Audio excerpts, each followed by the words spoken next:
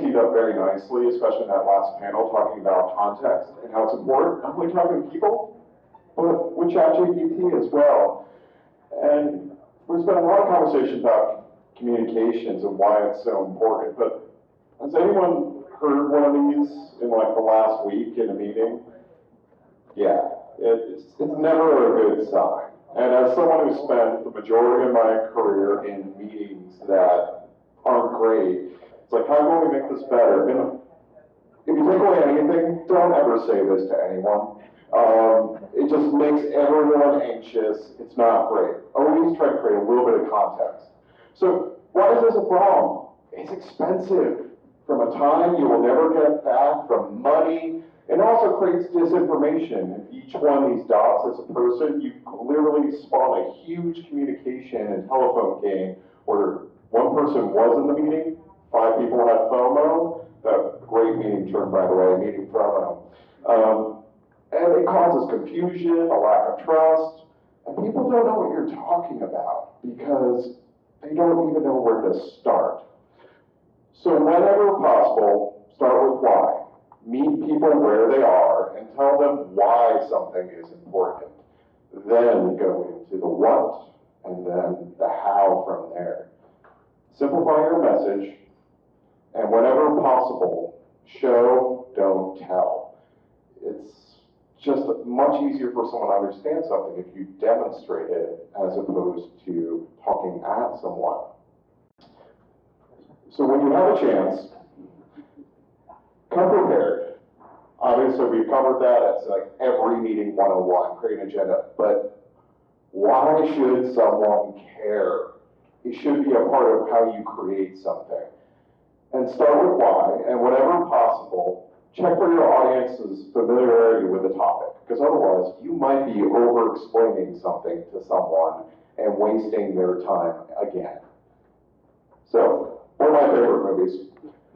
2 doctors, brilliant, well-qualified people, but they don't understand each other. You can see the confusion in Dr. Sadler's face here as Dr. Malcolm is just talking at her.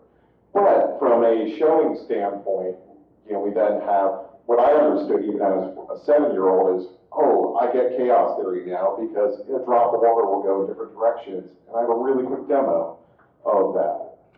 Now, another one of my personal favorite games here, because games do a wonderful job setting context, because games are usually pretty complicated, lots of rules, different intricacies, and games do a wonderful job of pulling you in right away.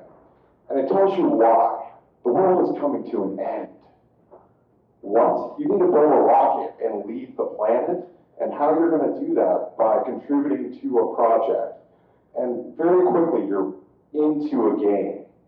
Now, to bring this back to something a little more practical is always the classic technical thing of someone, the CFO, wants to cut something important, and you need that thing in order to do your job. So, here's my challenge for you all. Why should the CFO care about Docker, and why is that important? Don't say containers. They have no idea what that is. They will never understand it. So, in recap, focus on why it's important to the audience that you are speaking to, not why it's important to you. Very different things. Meet people where they are. Ask clarifying questions with them to kind of make sure that you're getting understanding. Whenever possible, start with your point up front. The classic bottom line up front bluff is taught for very important reasons. And give people a chance to interrupt. If you keep talking for minutes and you don't hear any feedback, they don't get a chance to interject or reiterate their understanding.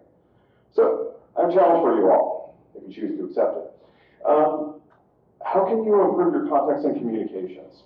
Figure out, do some self-auditing, but also observe a good communicator and their techniques. Take some notes on what they're doing, and ask someone you trust. The next time you explain something technical, how did you do? So thank you all, and also thank you to our amazing volunteers for doing a great job today. Thanks, Ryan. That was awesome.